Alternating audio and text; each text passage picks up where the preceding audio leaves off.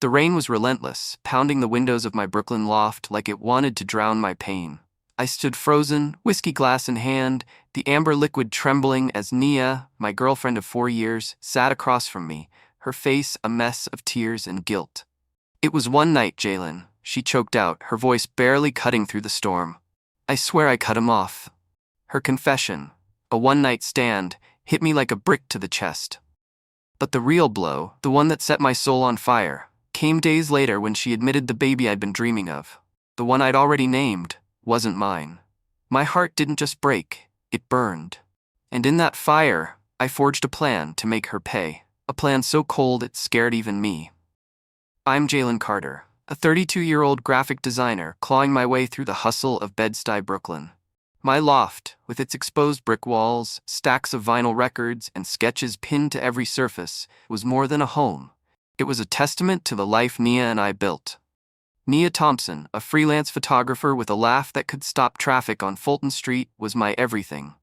4 years ago, we met at a pop-up art show, her camera flashing as I unveiled my first big design.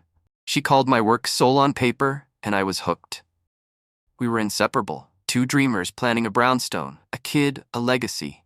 Our life wasn't perfect, money was tight, my deadlines were brutal, and Nia's gigs were hit or miss. We fought, about bills, about time, about the little things that pile up, but we always came back to each other, to late-night talks over cheap wine, to promises whispered in the dark. When Nia told me she was pregnant 6 months ago, I felt like I'd won the lottery. I taped the ultrasound to the fridge, started sketching a nursery mural, even tossed around names, Malik for a boy, Amara for a girl. I was ready to be a father, to build something real. But cracks were forming. Nia started staying out late, blaming client meetings. Her phone was always locked, her answers vague. I'd catch her staring at the ultrasound, not with joy, but with something heavy, like dread. I had suspicions, but I buried them, telling myself it was stress, not betrayal. I should have listened to my gut. It was a Thursday night, the city humming outside, when everything shattered. We were cuddling on the couch, blankets tangled around us, the TV droning some reality show. Nia was quiet, her head on my chest, when she whispered, "I messed up, Jalen." My heart stopped, but I stayed still, letting her words spill. She confessed, a one-night stand with a stranger from a bar, a reckless mistake during one of our fights 3 months back. "It was nothing," she sobbed, clutching my shirt. "I blocked him the next day. I love you, Jalen. I swear I'll fix this." Her words were a blade, slicing through 4 years of trust. I'd sensed something, her distance, her excuses, but hearing it was like drowning in ice water. I didn't yell. I didn't move. I just sat there, my pulse hammering, my mind racing. "How could you?" I finally said, my voice low, sharp. She begged, tears soaking my shirt, promising she'd do anything to make it right. I looked at her, the woman I loved, and saw a stranger. 2 days later, she dropped the real bomb. We were in the kitchen, the ultrasound mocking me from the fridge, when she looked at me, eyes hollow, and said, "The baby's not yours." The world tilted.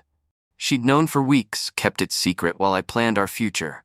"I didn't know how to tell you," she whispered, falling to her knees, her hands grabbing at me. "I'll do anything, Jalen. Please don't leave me." Her tears didn't touch me. They fueled me. I stared at her, my love twisting into something dark, and I knew I wasn't walking away. I wanted her to hurt like I did. I wanted revenge. I didn't storm out or post a rant on X. I stayed, my mind a war zone. Saturday night, I met my best friend Corey at a dive bar on Fulton, the kind where the jukebox plays Biggie on repeat. Corey's a barber, sharp with a razor and sharper with advice. Over beers, I spilled everything. Nia's betrayal, the baby, the rage eating me alive.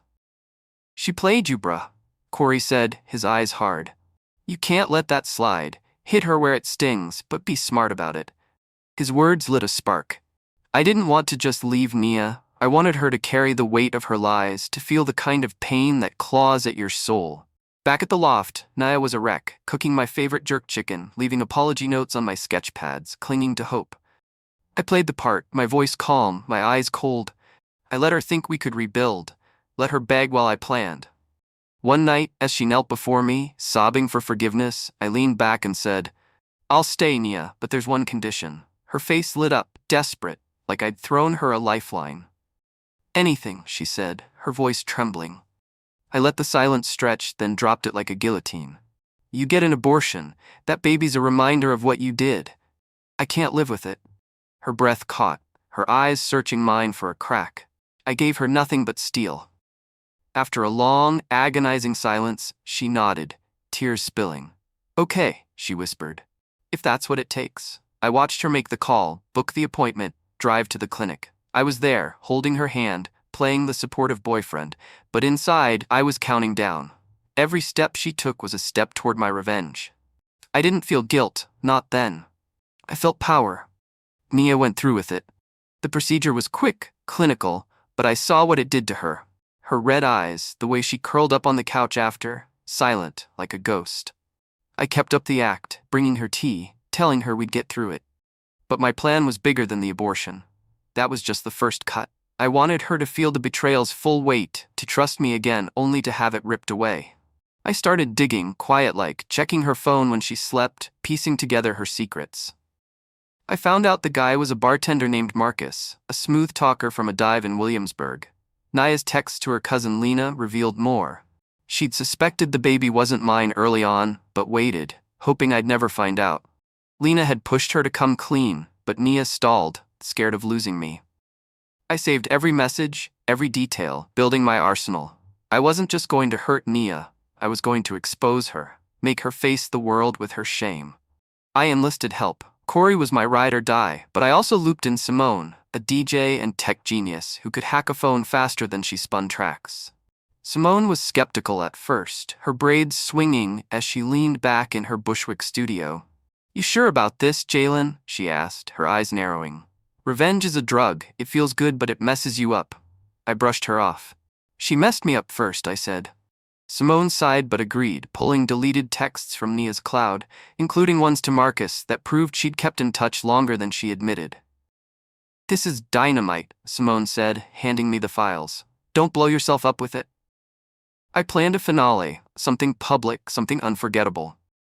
I told Nia we needed a fresh start, invited her to a gallery opening I'd been hired to design posters for, a massive event in Brooklyn's art scene, packed with influencers, artists, and our mutual friends. Nia, desperate to prove her loyalty, jumped at it, helping me pick out a suit, smiling like we were healing. She had no idea I was setting a stage for her downfall. The weeks leading up to the gallery were a tightrope. Nia was trying, cooking dinners, planning date nights, talking about our future. I played along, but every smile was a lie, every touch a calculation. I spent nights with Corey and Simone, refining the plan. Corey was all in, hyping me up. She's gonna regret crossing you, he said, grinning over wings at a Bed-Stuy spot. Simone was quieter, watching me like she could see the darkness spreading. You're not just hurting her, Jalen, she said one night, her voice soft. You're changing you. I ignored her. I was too far gone. I dug deeper into Nia's life, uncovering more than I expected. Through Simone's hacks, I found emails to a rival photographer, leaking my client contacts to undercut my business. Nia had been sabotaging me, maybe out of guilt, maybe out of fear I'd leave. It was another betrayal, another reason to make her pay. I also learned Marcus wasn't just a fling. He'd been texting her for weeks after, calling her his muse. Nia shut him down eventually, but not before feeding his ego. Every discovery was fuel, stoking the fire in my chest. I started noticing our friends picking up on the tension. At a barbecue hosted by our mutual friend Trey, Nia clung to my arm, laughing too loud, trying to sell the happy couple act. Trey pulled me aside, his brow furrowed. "Y'all good, man?" he asked. I nodded, forcing a smile. "Just working through some stuff." Trey didn't buy it, but he let it go. I knew he'd be at the gallery along with Lena, our whole crew. They'd all see the truth soon enough. The gallery opening was a spectacle. Exposed beams, neon art, and a crowd buzzing with Brooklyn's elite. I wore a tailored blazer, my smile a mask, my heart pounding like a war drum. Nia was at my side, her burgundy dress catching the light, her hand in mine like she thought we were solid. Our friends mingled, sipping cocktails, oblivious to the bomb I was about to drop. Corey was at the bar, giving me a nod. Simone was in the DJ booth. Her eyes locked on me, a warning I ignored. It was time. I took the mic, my voice steady as I thanked the crowd for supporting my work. The room hushed, eyes on me. I turned to Nia, her smile faltering as she sensed something off. This night's about truth, I said, my gaze boring into her, and some truths can't stay buried. I signaled Simone, and the screens behind me, meant for my art, lit up with Nia's secrets. Her texts to Marcus, her emails to Lena, her sabotage of my business, all exposed in brutal clarity. The crowd gasped, phones came out, recording. Nia's face crumpled, her eyes wide with panic. "Jalen, please," she whispered, grabbing my arm. I pulled away, my voice booming. "You lied to me, Nia. You let me believe that baby was mine. You broke us, broke me." The room spun for her, I could see it. Then came the first twist. "And that condition?" I said, my voice dropping to a hiss. "The abortion? I never planned to stay. I wanted you to feel what you did to me. You deserved every second of that pain." Her knees buckled, but I wasn't done. I turned to the crowd, my anger spilling. "She didn't just cheat, she tried to ruin my business, my life. This is who she is." The second twist hit like a thunderclap. Simone, against my plan, flashed a new slide, a text from Nia to Lena, sent after the procedure, confessing she'd gone through with it to keep me, but feared I'd never forgive her. The crowd murmured, some looking at me with unease. Simone's move shifted the narrative, painting Nia as broken, not just a villain. I froze, caught off guard, but I pushed forward, my voice venom. "You don't get to play victim," I told Nia, stepping closer. "You made your choices." I tore into her, spilling private things, her insecurities about her career, her fear of being alone, stuff only I knew. Each word was a blade, and I wielded it like a master. "Get out," I said finally, my voice low, final. "Or I call the cops." Nia stood there, trembling, her face a mask of shock and shame. The crowd parted as she grabbed her purse and stumbled out, her silhouette fading into the rain. Trey tried to follow her, but Lena stopped him, her eyes on me, burning with something I couldn't read. I watched Nia go, and for a moment I felt alive, victorious, the king of my own vengeance. The high didn't last. The next morning my phone blew up. Texts from friends, some calling me a legend, others saying I went too far. Corey slapped my back at the bar, grinning. "You did it, man, she's done." But Simone wasn't celebrating. She cornered me at her studio, her voice sharp. "You didn't just hurt her, Jalen, you humiliated her in front of the world. And that slide I added? I wanted them to see she's human, not a monster. You're not the hero here." Her words stung, but I shrugged them off. "She deserved it," I said, but my voice wavered. Nia moved back to her parents' place in Queens, I heard through Trey. I'd ask how she was, but our friends gave me looks, half pity, half disgust, and mumbled, "She's around." Nobody wanted to talk about it. Nobody wanted to talk to me. The gallery video went viral on X, people calling me a savage or a monster, depending on the thread. My clients started pulling back, whispering about drama. My victory was costing me everything. Weeks turned to months, and the guilt crept in like a thief. I'd see Nia's face, that look when I told her I'd never stay, and my stomach would twist. I'd freeze, sweat pouring, tears coming out of nowhere. I'd wake up at 3 a.m., her voice in my head begging. I tried to drown it with work, with whiskey, but it clung to me. I'd burned Nia down, but the fire was spreading to me. 6 months later, I ran into Lena at a coffee shop in Flatbush. She didn't mince words. "You destroyed her, Jalen," she said, her voice like a blade. "She's in therapy, barely leaves her parents' house. She blames herself for everything. But you made it a spectacle. You're not free." Her words burrowed deep, echoing Simone's warning. I thought revenge would heal me, but it left me hollow. I'd won, but at what cost? I started questioning myself. Had Nia's betrayal justified my cruelty? The abortion demand, the public shaming, the way I used her secrets against her, it was calculated cold. I'd become someone I didn't recognize. I reached out to Trey, hoping for clarity, but he was distant. "You both lost something that night," he said, his voice heavy. "Figure out what you're going to do about it." I tracked down Marcus, the bartender, at his Williamsburg dive, needing answers. He was cocky, unbothered, sipping a beer. "Nia was a fling," he said, shrugging. "Didn't know about the baby till after. You got your payback though, right?" His smirk made me want to swing, but I walked away. He wasn't worth it. Nia wasn't the only one who'd played me, my own anger had too. The year after the gallery, I sat in my loft, the city humming outside, my sketchpad blank. I'd rebuilt my business, but the loneliness was crushing. Simone and I patched things up, but she still called me out. "You gotta face what you did," she said, her voice softer now, "not for her, for you." Corey stayed loyal, but even he admitted, You went hard, man. Maybe too hard.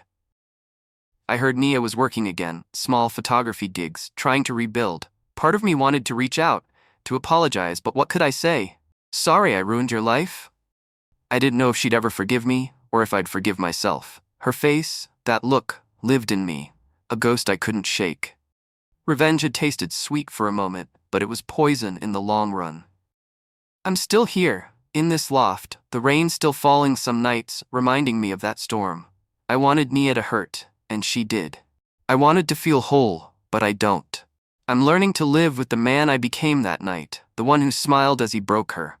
He's still in me, but I'm fighting to be more than him. I don't know if I'll see Nia again, or if I'd have the courage to face her. But I know one thing. Revenge didn't set me free. It chained me to my own darkness, and I'm still searching for the key.